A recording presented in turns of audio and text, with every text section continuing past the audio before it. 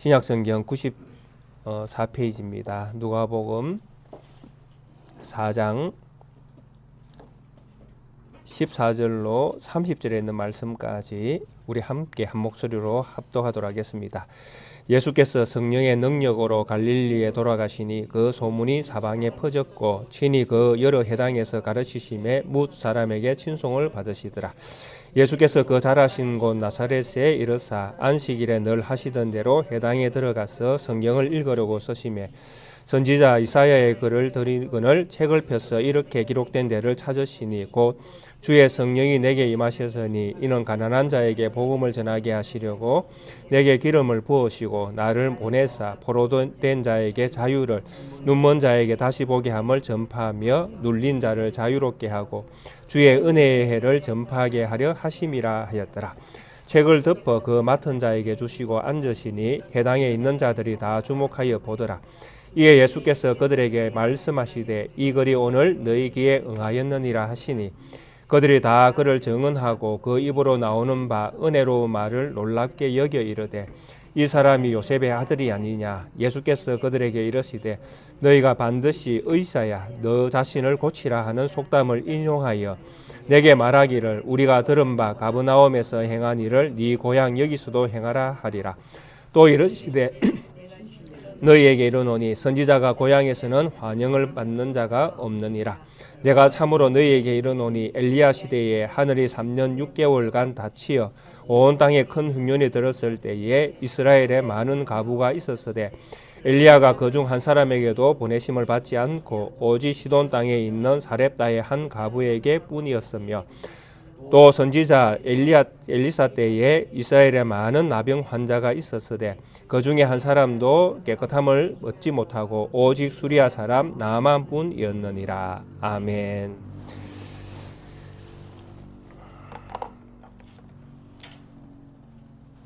지난 주간까지 예수님께서 당하신 세 번의 시험에 대해서 말씀을 살펴보았습니다.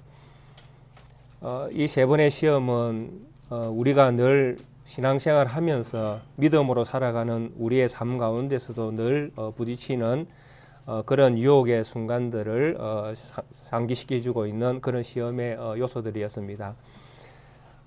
돈이냐 떡이냐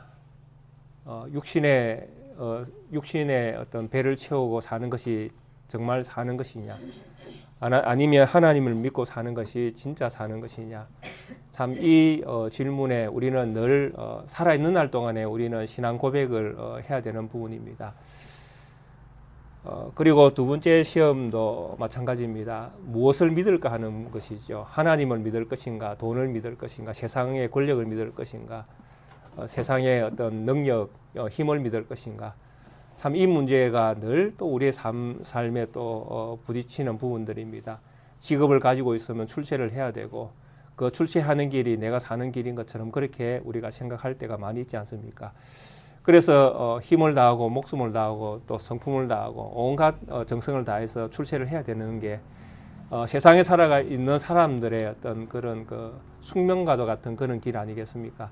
그러나 성경은 이런 어떤 질문을 우리에게 던지는 것입니다. 세상 끝을 가질 것인가? 아니면 하나님을 섬길 것인가? 이것을 우리에게 물음표를 던지는 것입니다. 그리고 세 번째 시험도 마찬가지입니다. 어렵고 힘든 이 세상을 살아갈 때에 언제나 신실하신 하나님을 의지하는 믿음으로 살 것인가? 아니면 늘 나의 필요를 채워주시는 하나님을 내가 하나님으로 인정하며 살아갈 것인가? 그러니까 늘 하나님은 내 편이 되어 주셔야 되는 것입니다. 내가 어려울 때 도와줘야 되고 내가 힘들 때 짐을 나누는 법을 또 하나님이 또 해주셔야 되고 나의 모든 필요를 때마다 일마다 하나님은 나에게 채워주시는 하나님이 되셔야 되는 것이죠. 이런 하나님은 도깨비 방망이와 같은 하나님이십니다.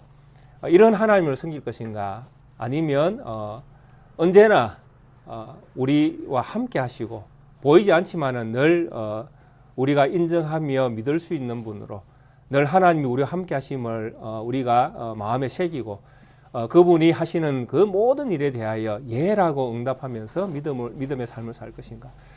참 이런 어떤 질문들을 우리가 늘 하면서 믿음의 삶을 살아갈 수밖에 없는 현실 가운데 있다라는 것입니다. 그래서 참 교회도 마찬가지입니다. 하나님을 섬긴다고 하면서 실제로 하나님을 부리려고 하는 게 실제로 한국 교회 안에 너무나 많이 일어나고 있지 않습니까? 성령 운동들, 특히 성령 운동이 그렇습니다. 성령 하나님을 운동으로 어떻게 일으킬 수 있습니까? 도대체 어떤 방법을 해야 성령 하나님이 우리의 말과 또 우리의 어떤 그 간구함을 들어주십니까? 그 어떤 방법을 가지고 하나님을 부리겠다는 이 어떤 그 시도, 그렇게 생각하는 그 발상 자체가 불신이라는 것입니다. 왜냐하니까 하나님은 하나님의 자리에 계실 때 하나님이시고 우리는 우리의 자리에 있을 때 하나님의 백성인 것입니다. 근데 우리가 하나님의 자리에 올라서서 하나님 내 마음대로 하겠다고 하면 그는 선악을 알게 하는 나무의 실과를 먹은 아담과 똑같은 자리에 선 것입니다. 이미 아담이 하나님과 같이 되고 싶어서 선악을 알게 하는 나무의 실과를 먹었지 않습니까? 그러니까 이미 그 마음에 범죄함이 있는 것입니다. 이런 인생은 하나님 앞에 도저히 살 수가 없다라는 게 결론입니다. 그래서 제가 지난 마지막 말씀을 주셨던 것, 데살로니가 후서에 있는 말씀을 주셨던 읽어드렸던 그 말씀, 하나님이 이 악한 세대를 그대로 그들을 망하도록 버려두신다라는 거죠. 그 일을 하라고. 왜? 망할 사람들이기 때문에 망해라는 것입니다. 얼마나 하나님께서 그 완전히 버렸다는 말씀을 하고 계시는지 한국 교회가 깨달아야 된다라는 것입니다. 이런 현상이 일어나고 있는데도 불구하고 한국 교회에 아무 일도 일어나지 않는다. 이건 하나님이 한국 교회를 버렸다는 이야기입니다. 이것을 우리가 모르고 있다라는 것이죠. 성경을 늘 대하고 매주일마다 하나님의 말씀을 듣고 예배를 드리면서도 실제로 하나님이 어떻게 일하고 계시는지에 대해서는 너무나 무감각하게 우리가 신앙생활을 하고 있다라는 것입니다. 이것을 이런 시험을 예수님께서는 성령의 능력으로 다 이겨내시고 그분의 사역을 이제 시작을 하십니다. 그래서 이런 어떤 세 번의 시험을 다 당하신 이후에 예수님께서 이제 갈릴리로 내려가셨음을 말씀을 합니다. 마태복음에서는 예수님께서 세 번의 시험을 당하시고 요한이 옥에 갇혔음을 들으시고 갈릴리로 가셨다, 이렇게 표현이 되어 있습니다. 그래서 요한이 옥에 갇혔다라는 것은 요한의 어떤 사역이 이제 끝이 난다는 것과 같죠. 그러니까 요한의 사역이 끝이 나면 이제 오실 자가 오셔야 되는 것입니다. 드러나실 자가 드러나야 되는 것이죠. 요한의 사역이 자기 뒤에 오시는 메시아를 소개하는 자의 역할이니까요. 그래서 그의 역할이 다 끝나간다는 것은 이제 실제로 주인공이 세상에 등장할 때가 다 되었다라는 이야기입니다. 그리고 갈릴리로 가셔서 예수님께서는 이제 많은 기적들을 행하셨다라고 그렇게 마태복음에서 소개를 합니다.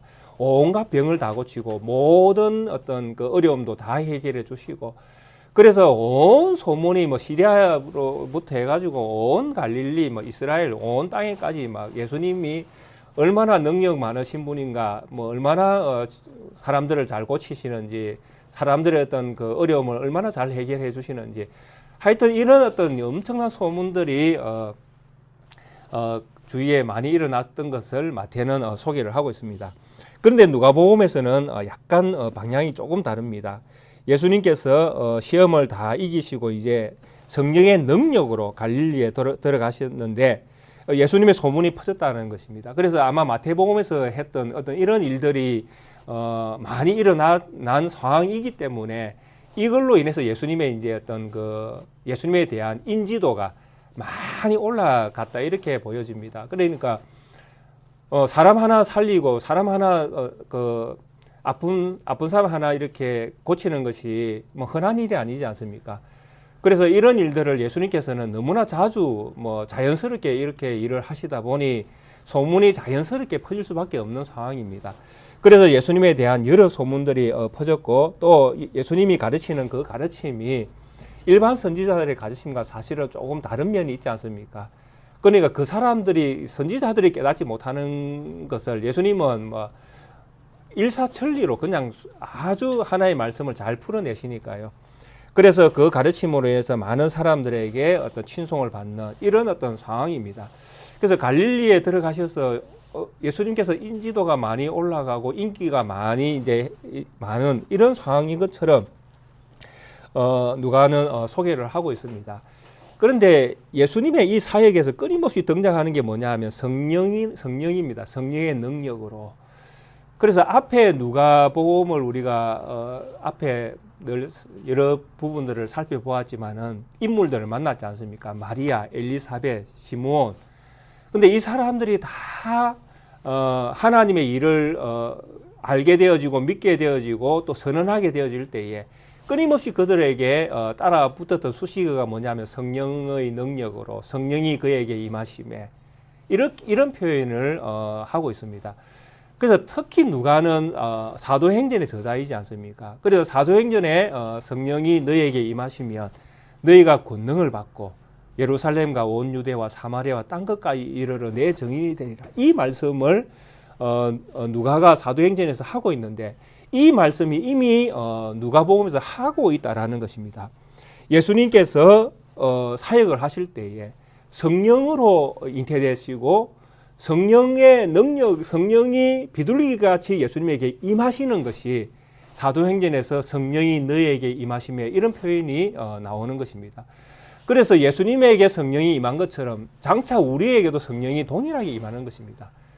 그리고 성령이 임하면 이제 성령이 임한 사람들은 어떻게 합니까? 능력으로 이제 복음을 전하러 나가지 않습니까? 그래서 예수님에게도 성령의 능력으로 사역이 시작되고 있는 것을 자연스럽게 표현을 하고 있는 것입니다.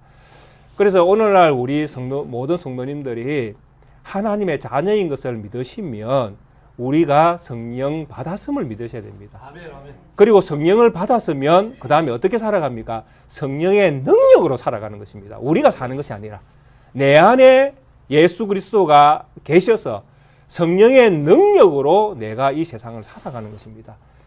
그러니까 우리의 삶 가운데에 이 성령의 능력으로 살아가는 우리의 삶 가운데에 우리가 하나님 이것도 주시고 저것도 주시고 할 이유가 이제 없어진다라는 이야기입니다. 3번의 시험을 당한 예수님께서 3번의 시험을 다 이기신 것처럼 우리도 성령의 능력으로 사는 하나님의 백성이기 때문에 그런 것을 구하지 않아도 하나님이 우리의 모든 필요를 채우신다 이렇게 믿으셔야 된다라는 것입니다. 예. 그래서 참 신자와 그냥 교회만 다니는 신자가 다른 이유가 이런 데 있다라는 것입니다. 참 신자가 되어지면 하나님을 신뢰하기 때문에 우리가 조금 부족함이 있어도 하나님을 신뢰하는 쪽으로 나아간다라는 것입니다. 그리고 또 그 순간을 또 기도로 이겨내고 또 그러면서 신실하신 하나님께서 왜 이런 일들을 허락하셨는지를 생각을 해보는 것입니다. 왜 하나님이 이런 일들을 우리에게 허락하셨을까? 그래서 내 믿음을 더 성숙하게 하시는가? 아니면 나로 하여금 또 내가 놓친 것이 무엇이 있는가? 이런 것도 생각하게 하고 여러 모양으로 하나님은 우리를 더 선한 길로 인도하기 위해서 때로는 여러 하나님의 섭리 안에서 우리를 다양한 방식으로 사용하신다라는 것. 이런 것들을 믿으면서 살아가는 것이 성령 안에서 성령의 능력으로 살아가는 성도의 삶이다. 이렇게 우리가 이해를 하는 것이 하나님의 말씀 안에서 바람직한 믿음의 도리라고 그렇게 생각이 되어집니다. 그래서 예수님은 이런 성령의 능력으로 이제 갈릴리로 돌아가셔서 성령의 능력으로 여러 가지 일을 행하시면서 많은 이제 사건들을 해결하면서 또 치료의 역사를 일으키시면서 그곳에서 있는 사람들에게 하나님의 말씀을 가르치시면서 친송을 받는 이런 상황입니다. 그리고 나서 이제 나사렛에 있는 해당의 안식일에 들어가셔서 말씀을 이제 딱 펴십니다. 물론 거기에 이제 사안이 있어서 이제 이사야의 말씀을 드렸다 이렇게 17절에 이렇게 말씀이 되어 있습니다. 선지자 이사야의 글을 드리거늘 책을 펴서 이렇게 기록된 데를 찾으시고 예수님께서 이제 18절부터 이사야에 있는 글을 읽으십니다. 주의 성령이 내게 임하셨으니 예수님은 늘 성령이 임하십니다. 주의 성령이 내게 임하셨으니 이는 가난한 자에게 복음을 전하게 하시려고 내게 기름을 부으시고 나를 보내사 포로된 자에게 자유를 눈먼 자에게 다시 보게 함을 전파하며 눌린 자를 자유롭게 하고 주의 은혜의 해를 전파하려 하심이라라는 이사야 61장 1절 이하에 있는 말씀을 읽으셨습니다.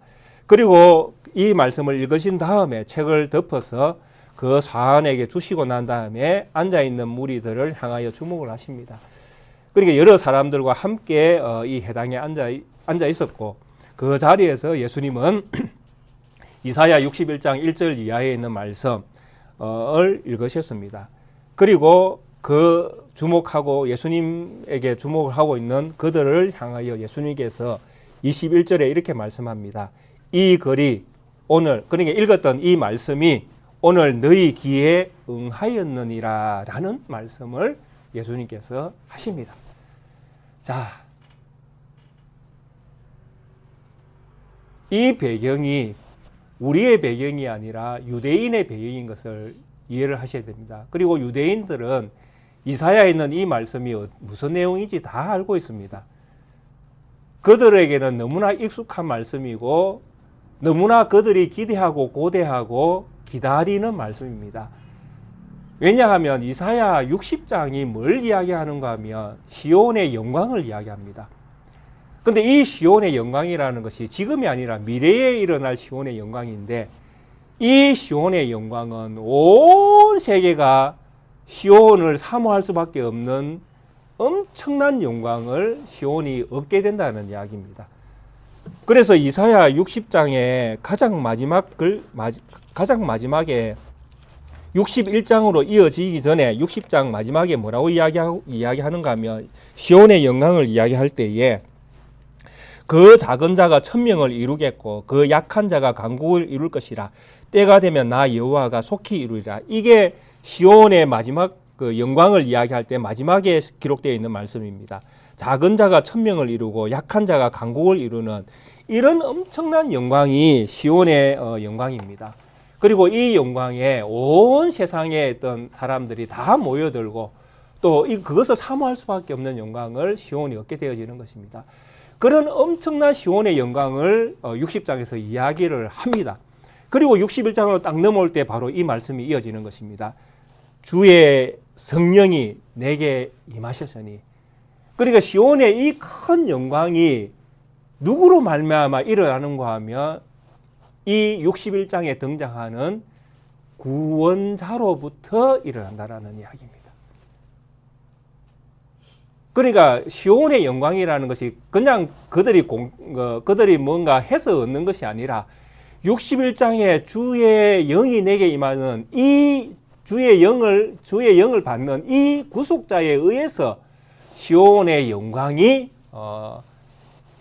생긴다라는 이야기입니다. 그리고 예수님께서 이제 그 시온의 영광을 위해서 이제 예수님께서 구속자이신 것이죠. 그래서 이 구속자이신 이 예수님께서 이사야 61장의 말씀을 읽으시는데, 이 말씀의 핵심이 주의 성령이 내게 임하시면 가난한 자에게 복음이 전하게 되어지고, 그리고 그 기름 부으심이라는 것은 메시아로 세워지는 것이잖아요. 왜냐하면 구약 성경에서 기름 부음 받는 사람들이 제사장이, 특히 제사장과 선지자, 왕을 가리키는데 이 사람들은 구원자 메시아를 이야기하는 것입니다. 그래서 이런 메시아를 세워서 포로된 자에게 자유를 주고 눈먼 자에게 보게 하고 눌린 자에게 자유를 주는 은혜의 해를 전파한다, 이렇게 되어 있는데, 이 은혜의 해가 뭐냐니까 바로 이스라엘 백성은 다 희년인 것을 다 알고 있는 것입니다. 하나님께서 희년을 너에게 허락하시는 것이 바로 시온의 영광이고, 그 일을 하는 분이 구속자 메시아가 그 일을 하게 될 것이다, 이렇게 이야기를 하는 것입니다. 그래서 시온의 영광은 희년과도 같은 것이죠. 모든 것들이 회복되어지는 것, 잃어버린 것은 다시 찾게 되어지고, 종이 된 사람은 자유함을 얻게 되어지고, 희년이라는 이스라엘의 제도가 그렇습니다.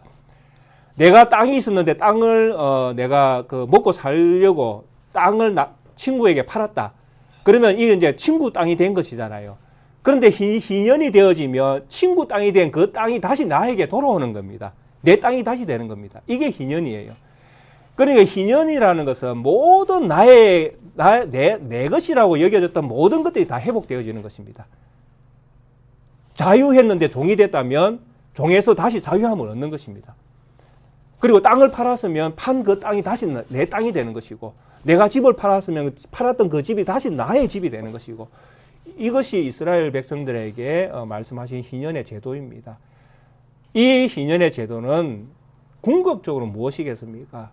바로 우리의 아담의 범죄로 인하여 죽을 수밖에 없는 이 죄인들이 완전한 자유를 얻는 것을 보여주는 표적과 같은 것이죠. 그런데 이 희년 제도에서 이스라엘 백성들도 알고 우리도 알아야 될 것이 뭐냐 하면, 이 희년 제도 속에 희년이 오는 이 딱 앞에 49년 7월 10일, 7월 10일 이 날이 하나 딱 끼어 있습니다. 희년 제도를 보면 레위기 25장을 한번 볼까요? 이 희년이 그냥 희년이 되는 것이 아니라 이 가운데에 하나의 날을 하나님께서 딱 집어넣어 놓으셨습니다. 레위기 25장 8절부터 말씀이 희년에 대해서 성경에 기록을 하고 있습니다.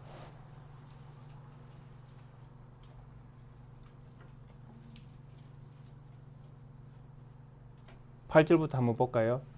너희 7 안식년을 계수할지니 이는 7년이 7번인즉 안식년 7번 동안 곧 49년이라. 일곱째 달 9절 일곱째 달 열흘날은 속죄일이니 너는 뿔나팔 소리를 내되 천국에서 뿔나팔 소리를 크게 불지며. 이 희년이 25장 10절에 50년째의 희년이 오는데, 요 희년 바로 앞에 일곱째 달 열흘날 속죄일이 하나 딱 끼어 있습니다. 이 속죄일을 성경에서는 대속죄일이라고 부릅니다. 그런데 희년을 이야기하면서 갑자기 희년 안에다가 속죄일을 넣어 놓습니다. 이 대속죄일이 무엇을 상징하고 있습니까? 바로 희년을 가지고 오는 모든 자유를 주기 위해서는 뭔가가 대가가 있어야 된다는 이야기입니다. 대속죄일. 대속죄일은 어떤 날인지 아시죠? 이스라엘 백성들이 한 해 지었던 모든 죄를 다 용서함 받는 날입니다. 그런데 이 용서함을 받는 것이 그저 받습니까? 그저 받는 게 아니잖아요. 무엇이 드려집니까? 재물이 드려진다는 것입니다. 그래서 이 재물로 말미암아 뭐가 이루어집니까? 바로 희년이 이루어지는 것입니다. 그런데 지금 이 엄청난 이야기를 지금 예수님께서 지금 누가를 통해서 지금 우리에게 지금 하고 있는 것입니다. 자, 보십시오. 주의 성령이 내게 임하셨는데, 예수님께서 친히 지금 이렇게 말씀하시는 것입니다. 주의 성령이 내게 임해서 곧 이제 너희에게 은혜의 해가 선파될 것이다. 이거는 이사야에서 있는 기록된 말씀입니다. 그런데 예수님께서 이 말씀을 읽으시고 함께 모여있는 이 모든 사람들을 이렇게 주목하시면서 이런 말씀을 하십니다. 이 말씀 너희들 다 알고 있지 않느냐? 근데 이 말씀이 오늘 너희에게 응하였느니라, 이렇게 말씀하고 있다는 것입니다.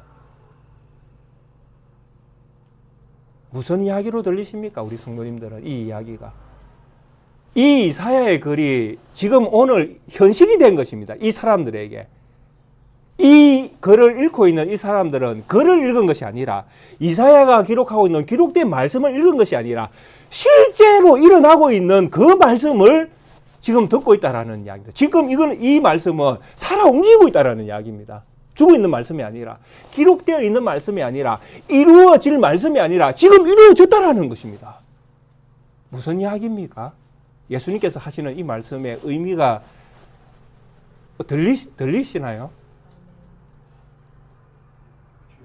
이 이야기가 정말 예수님이 하기 어려운 말씀입니다. 왜? 지금 제가 레위기에서 뭘 이야기했습니까? 대속죄일을 이야기했잖아요. 희년이, 이스라엘 백성에게는 희년이 자유를 얻고 죄에서 노임을 받으니까 엄청나게 기분 좋은 날이죠. 그런데 이들에게 이런 날이 일어나기 위해서는 먼저 전제 조건이 무엇입니까? 재물이 필요하다라는 것이죠. 대속죄일에 들어지는 재물. 그런데 이 재물을 들어짐으로 말미암아 희년이 일어났는데, 지금 예수님께서 뭐라고 말씀합니까? 이 희년이 너에게 일어났다라고 이야기합니다. 그러면 예수님의 어떤 자리에서는 이 이야기를 어떻게 지금 전달하고 있는 것입니까? 내가 너희를 위해서 대속죄일의 제물이 될 것이다. 이 이야기 아닌가요? 그래야 희년이 일어나는 거 아닙니까? 희년이 그냥 일어나는 것이 아니라 제물이 죽어져야 그 다음에 일어나는 것이 희년입니다. 그런데 예수님께서 뭐라고 말씀합니까? 이 말씀이 너희에게 응하였느니라. 내가 제물로 이 세상에 와 있느니라. 이 이야기를 지금 하고 계시는 것입니다. 장차 내가 십자가를 지겠다는 이야기를 지금 예수님께서는 둘러서 이 말씀을 하고 계시는 것입니다.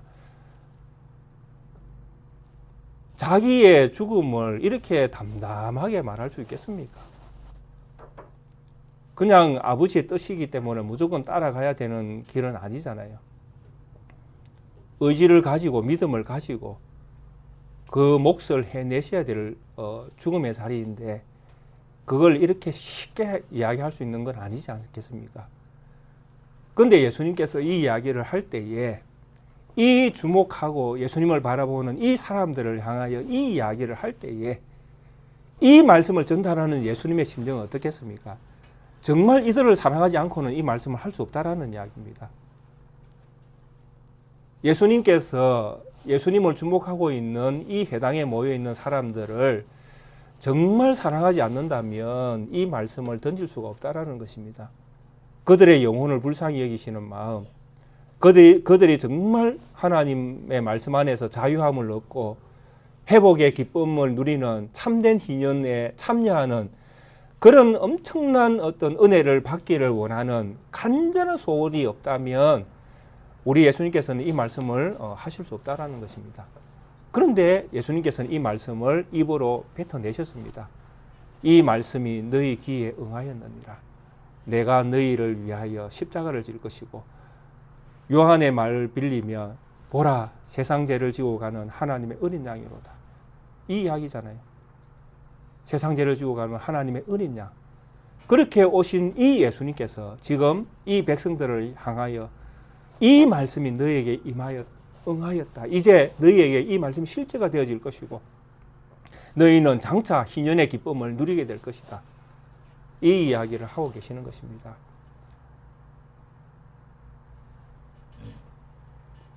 사랑이 없으면 이 이야기를 할 수 없다는 것을 우리가 기억을 하면 정말 예수님께서 어떤 심정으로 얼마나 깊은 사랑으로 이 말씀을 모여있는 백성들에게 전했을까 하는 그런 마음이 느껴집니다. 그런데 이 말씀을 받는 백성들의 어떤 상황이 참 아이러니합니다. 너무나 큰 사랑을 지금 예수님으로부터 선언이 되어지고 있고 이 구약의 시온의 영광을 기다리며 또 희년의 어떤 회복을 기다리며 그렇게 메시아가 오기를 기다리던 이 백성들이 그들의 눈앞에서 펼쳐지는 엄청난 영광스러운 말씀을 대하게 되어지는데 이런 말씀을 듣고 그들은 이런 표현을 하고 있습니다. 22절에 보니까 그들이 다 그를 정언하고 그 입으로 나오는 바 은혜의 말을 놀랍게 여겨 이르되 이 사람이 요셉의 아들이 아니냐. 말씀은 놀랍습니다. 아 정말 말씀 잘하네. 참 기가 똥이 차네. 어째 하나님의 말씀을 이렇게 정말 신비로울 정도로 잘 할 수가 있는가. 이렇게 놀랍게 여기는 이런 반응을 보입니다. 그러면서 그 다음에 뭐라고 이야기합니까? 이 사람은 요셉의 아들이 아니냐. 그러니까 이 사람은 메시아가 아니다라는 이야기를 하고 있는 것입니다. 이 요셉의 아들인데 그 다음에 뭐 할 건데 뭐 이런 거죠. 네가 그 다음에 뭐 할 수 있는데 뭐 이런 이야기입니다. 요셉의 아들이 아니냐. 참으로 예수님의 어떤 그 백성을 향한 마음과 백성이 예수님을 향하여 이렇게 바라보는 마음이 너무나 다릅니다. 그래서 누가도 이방인이면서 이방인을 향하여 데오빌로에게 글을 쓰고 있는 이런 상황이기 때문에 관심이 이방인에게 있을 거라는 생각은 조금 하고 있지만은 그러나 이 이스라엘 백성이 왜 예수님의 이 말씀이 이방으로 갈 수밖에 없는가, 이방인에게 왜 관심이 갈 수밖에 없는가를 그들 자신이 스스로 보여주고 있다는 것입니다. 이스라엘 백성들이. 그들이 너무나 기다리던 날이 곧 임박해 와 있는데도 불구하고 그들은 그 날을 그냥 입으로만 사모하고 있었다라는, 입으로만 사모한 사람들이라고 그들은 지금 스스로 증명해내고 있다는 것입니다. 진짜 마음으로 그 날을 기다리는 것이 아니라 입으로만 메시아가 오면 좋겠다, 희년이 오면 좋겠다, 이스라엘 회복이 되면 좋겠다, 늘 그렇게 입버릇만 그렇게 했다라는 것입니다. 그러나 실제로 그들 안에서 이 일이 일어날 때에 그들은 신앙이 아닌 불신의 모습을 예수님 앞에서 보였다라는 것입니다. 그래서 예수님의 답이 참 놀랍습니다. 예수께서 그들에게 이르시되 너희가 반드시 의사야 너 자신을 고치라 하는 속담을 인용하여 내게 말하기를 우리가 들은 바 가버나움에서 행한 일을 네 고향 여기서도 행하라 하리라. 자, 이게 이제 제가 앞에 말씀드렸던 마태의 어떤 이야기에 나오는 내용들입니다. 마태가 이야기하기를 예수님께서 갈릴리로 돌아가셔가지고 엄청난 기적들을 행하십니다. 병자를 고치고 죽은 자를 살려내시고 뭐 모든 병, 모든 일들을 다 해결해내십니다. 그래서 엄청난 사건들이 일어난 것입니다. 그래서 사람들이 예수님에게 이 사람도 고쳐라, 저 사람도 고쳐라, 막 이런 어떤 요구를 하는 것입니다. 그 이야기를 지금 누가가 이렇게 하고 있는 것입니다. 23절에 예수께 이르되 너희가 반드시 의사야. 예수님을 뭐라고? 의사야. 너 자신을 고치라 하는 속담을 인용하여 네가 말하기를 나에게 말하기를 가버나움에서 행한 그 엄청난 기적을 여기 나사렛에도 행하라. 그러니까 병자를 고쳐라. 자기들의 필요를 채워라. 이런 이야기를 이 백성들은 할 것이다라는 이야기입니다. 이 이야기가 무슨 이야기로 우리가 들어야 됩니까? 바로 세 번째 시험의 이야기로 돌아가는 것입니다. 세 번째 시험.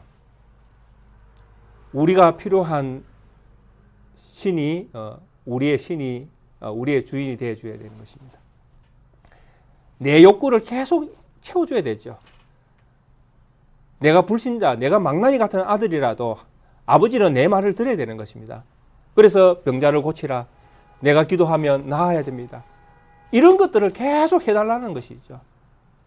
이스라엘의 신앙이 바로 이런 신앙이라고 지금 표현하고 있는 것입니다. 이스라엘의 신앙은 이런 신앙이다. 그래서 들은 바 가버나움에 행한 일을 네 고향 여기서 행하라. 이 고향에서 이제 뭐 여러 가지 기적들을 행해서 네가 얼마나 능력이 많은지, 네가 얼마나 메시아인지 우리에게 실제로 증명해내라. 그렇게 해서 너 스스로 그 자리를 찾아가라. 뭐 결국 이스라엘 백성들이 원하는 것은 무엇입니까? 자기들의 만족, 그죠? 자기들이 원하는 것들을 들어주는 하나님이시죠. 그래서 예수님은 이런 이스라엘 백성들을 바라보시면서 선지자가 고향에서 환영을 받지 못한다는 말씀을 하십니다. 이 말씀을 우리는 그냥 선지자가 고향에서 환영을 받지 못하는 이런 정도로 그쳐지면 안 됩니다. 왜냐하면 이 예수님께서 인용하고 있는 이 말씀이 고향을 이야기하는 범주를 훨씬 뛰어넘는다라는 것입니다. 25절에 보면 내가 참으로 너희에게 이르노니 엘리야 시대에 하늘이 3년 6개월간 닫혀서 온 땅에 큰 흉년이 들었을 때에 이스라엘에 많은 가부가 있었으되 엘리야가 그 중 한 사람에게도 보내심을 받지 않고 오직 시돈 땅에 있는 사렙다의 한 가부에게 뿐이니라. 사렙다 가부는 이방 땅이잖아요. 근데 이스라엘 안에 가부들이 수도 없이 많은데 이런 가부들 가운데에 엘리야가 보냄을 받은 것이 아니라 시돈 땅에 있는 사렙다에 가서 이방인을 살렸다라는 이야기입니다. 엘리야가 이스라엘의 선지자가 이방 여인의 가부를 살리고 그 아들을 살려서 이 흉년 3년 6개월 동안 흉년이던 그 세월 동안 그들을 먹이고 공개하고 그들과 함께 살았다라는 것입니다. 이 이야기는 고향에서 환영을 받는 이야기를 넘어간다는 것을 우리가 이해를 하셔야 됩니다. 예수님의 이 말씀에는 이스라엘이 버림받고 있다는 이야기입니다. 이스라엘 바깥에서 지금 일어난 이야기를 말씀하지 않습니까? 그 다음 말씀도 똑같습니다. 27절에 또 선지자 엘리사 때에 이스라엘에 많은 나병 환자가 있었으되 그 중에 한 사람도 깨끗함을 얻지 못하고 오직 수리아 사람 나만뿐이니라. 이스라엘 백성들 안에서도 수많은 나병 환자들이 있었는데 그 고침을 받은 사람은 나만 때는 아람 사람이죠. 아람 사람 나만이 고침을 받았다 이렇게 이야기합니다. 지금은 수리하지만은 그때는 아람이잖아요. 아람 사람 나만만 고침을 받은 것입니다. 그 이방 땅이잖아요. 이방인이잖아요. 아람 나만. 그러니까 엘리야나 엘리사나 하나님의 명을 받고 보냄을 받아서 사람을 고치고 사람을 살리는데 누구를 고치고 누구를 살리는가 하면 이방인을 고치고 이방인을 살린다라는 것입니다. 지금은 우리 예수님께서는 지금 무슨 말씀을 하고 계시는 것입니까? 이 이스라엘이 메시아를 버렸다라는 것입니다. 그리고 이 메시아는 이 메시아를 버린 이 이스라엘을 버리고 온 이방 땅에서 참된 하나님의 백성 희년을 선언할 것이다라는 말씀이죠. 그래서 사도행전이 나오는 것입니다. 성령이 너희에게 임하시면 너희가 권능을 받고 예루살렘과 온 유대와 사마리아와 땅끝까지 이르러 내 증인이 되리라. 온 세상이 하나님의 자녀로 채워질 것을 말씀하고 있다는 것입니다. 참으로 무엇이 문제입니까? 무엇이 이렇게 세상에 예수님의 사역의 역사를 다른 길로 이스라엘 원 백성인 이스라엘이 얻지 못하고 가지에 붙어 있는 이방인이 얻게 되어집니까? 무엇이 문제입니까? 참 우리가 하나님을 믿는 믿음의 삶을 살아갈 때에 모든 것들이 하나님의 은혜라고 고백을 합니다. 그래서 하나님께서 우리를 불러주셔서 하나님 자녀 되게 하시고 또 하나님의 자녀로 삼아 주셨기 때문에 하나님의 자녀로 살아가는 능력도 우리 하나님께서 드립혀 주셨다고 믿습니다. 저 또한 그렇게 믿고 그렇게 신앙생활을 합니다. 하나님이 나를 하나님의 자녀로 부르셨고 또 그런 능력을 나에게 주셔서 믿음으로 살아가고 있고 또 장차 천국에 들어갈 소망 가운데에 오늘 이 땅에서 오늘이라고 불려지는 이날 주님의 백성으로 살기 위하여 무엇을 고민하며 살아갈 것인가 늘 고민하며 그렇게 신앙생활을 하는 것이 무엇인지를 물으며 그렇게 살아가는 것이 내 본분인 줄 그렇게 저도 믿고 살아갑니다. 그런데 문제는 무엇입니까? 이런 신앙생활 가운데에 내가 원하는 대로 세상 일이 되어지지 않는다라는 것입니다. 그래서 내가 원하는 대로 되어지지 않는 여러 가지 상황들 속에서 끊임없이 우리가 번민하는 것이 무엇입니까? 하나님이 계신가 아니 계신가? 이스라엘 백성이 광야에서 물었던 것도 똑같은 이야기거든요. 물이 없으니까 묻는 것입니다. 하나님이 계시면 물을 줄 것이고 하나님이 안 계시면 물을 안 줄 것이다. 그래 머리바에서 그렇게 싸우고 마사에 가서 또 싸우고 그 물이 없을 때마다 이 물음을 하나님께 던지는 것입니다. 그래서 성경은 우리에게 뭐라고 말씀하는가 하면 그런 사건이 터질 때마다 너는 하나님과 다투었다 이렇게 이야기합니다. 하나님을 내가 믿은 것이 아니고 하나님과 싸웠다는 이야기입니다. 달라고 떼쓰고 참 우리의 육신을 가진 우리의 연약함이 이런 부분에서 늘 모자라서 나타나는 면이 많이 있는 것 저 또한 고백을 합니다. 그래서 이런 말씀들을 제가 누가복음을 보면서 또 광야의 길을 다시 되짚어 보면서 정말 우리 성도님들과 함께 고민하고 싶은 것이 그렇습니다. 하나님이 우리와 함께 하심을 믿으십니까? 그러면 신뢰함이 우리에게 먼저 있어야 된다는 것을 우리가 함께 믿으셔야 된다는 것입니다. 그러니까 하나님을 신뢰하지 못하면 나와 함께 하신다는 하나님을 신뢰하지 못하면 상황이 바뀔 때마다 내 마음이 바뀐다라는 것입니다. 그래서 내 상황이 안 좋아지면 안 좋아질수록 더 신앙은 무너진다라는 것입니다. 이 신뢰가 없으면요. 근데 하나님이 나와 함께 하심에 대한 신뢰가 굳건해지면 그 상황도 이겨낼 수 있는 힘이 생긴다라는 것입니다. 이게 차이라는 것이죠. 그래서 우리 모든 성도님과 저는 정말 이런 믿음을 가지기를 원합니다. 하나님을 신뢰하고 어떤 환경 속에서도 하나님에 대한 신뢰함을 잃지 않는 믿음을 갖게 해달라는 것. 그리고 그것이 무너질 때에 결국 우리가 불신자의 자리에 설 수밖에 없다는 깊은 인식을 하시면서 하나님 안에서 정말 때를 따라 주신 것들에 대하여 감사할 수 있는 마음, 그리고 오늘 또 이렇게 살아있게 하신 것, 그것 또한 하나님의 은혜인 줄 알고 믿음으로 이 하루를 살아내겠다는 것, 이런 어떤 믿음의 어떤 생각들이 우리 자신을 지키는 그런 믿음의 길이 아닌가라는 생각을 해봅니다. 우리 사랑하는 우리 모든 성도님, 정말 우리 예수님께서는 할 수 없는, 인간으로 할 수 없는 말씀을 해내셨습니다. 그리고 그분이 하셨습니다. 희년이 너에게 임하였느니라.